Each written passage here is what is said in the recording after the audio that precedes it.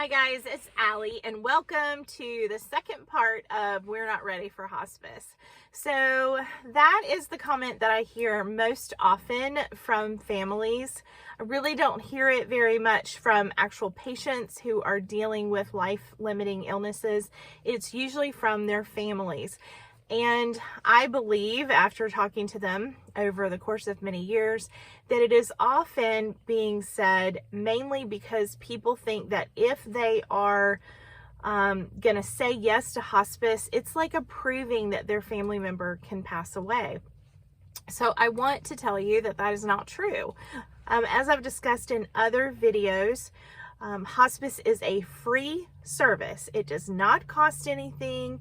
Most of the time, insurance covers it 100%, especially if you are on Medicare or Medicaid. So there's no reason not to have the service from a financial standpoint.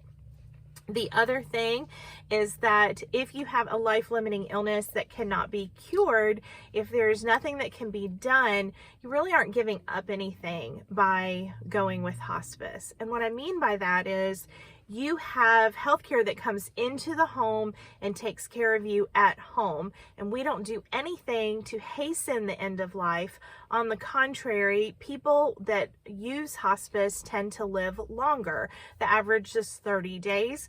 But I will tell you that I have seen people that have lived years past the amount of time that physicians have told them that they had. And I truly believe that that is because if you are controlling the symptoms and if you're controlling the pain, it will allow a person to live longer. So hospice costs nothing. It does not end your life. It does not cause your life to end. And you receive home care in your home. So you receive nursing and CNAs coming out to give you baths and things like that. The nursing is fantastic because they actually can come in the middle of the night in case of emergencies. So again, we go back to why are we not ready?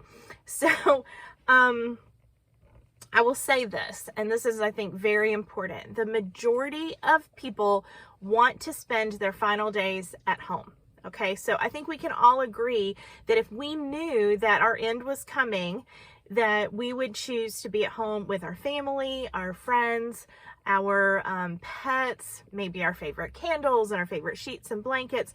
We would want to be in our home environment. But did you know that over 60% of the time, that's not what happens? Over 60% of the time, people pass away in an acute care setting. That means that a lot of times people are making a final trip to the hospital and not coming home from that.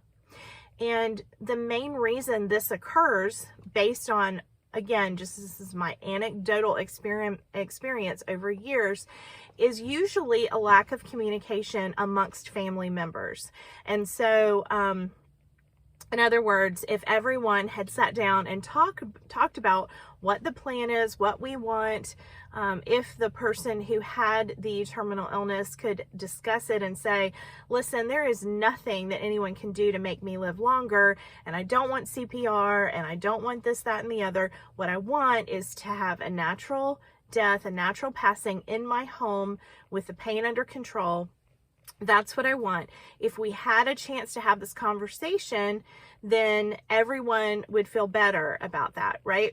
So what I'm asking when I ask people, okay, tell me why you're not ready, is because a lot of times I'm trying to feel out is that we just have not had this conversation.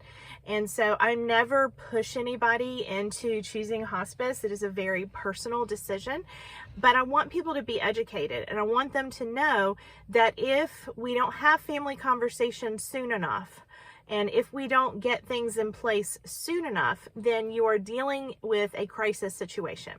Okay, so yes, death is sad. It is awful to give up the people that we love, but it does not have to be a crisis. If a person has a terminal illness, we can put all the things in place that will help them be as comfortable as possible. But more than that, we can support the family. A lot of people completely discount that side of it, and they don't realize that having chaplain support, having social worker support, having nurses and CNAs who've been down this road before. Most of them personally have experienced this in their own lives. And now, of course, they're caring for other patients that are going through what you're going through. It is amazing to have that kind of support and love, to be able to have volunteers that come and sit with you and read with you, to have a vigil volunteer there at the end. And those are things that we give up if we wait to make a decision, because by waiting to make a decision, you choose not to have hospice in place, then a lot of times the family is going to panic. You're going to end up going to the hospital, and you're going to end up in that acute care setting where their real only job is to try to do whatever it takes to continue life. So I know this is a hard conversation to have, but if we don't have the conversation soon enough, and we don't get hospice in place soon enough, then things don't always look the way we want them to look. So I implore you, if you or someone you love has a life-limiting illness, I would suggest that you have that hard conversation with family and with a hospice rep to talk about what your options are. You don't have to say yes to the service yet, but I do highly recommend that you get hospice on board sooner rather than later. Okay, so hard conversation today. Thank you for listening. I am here for you. You are welcome to reach out to me anytime. Talk to you soon and have a great day. Bye-bye.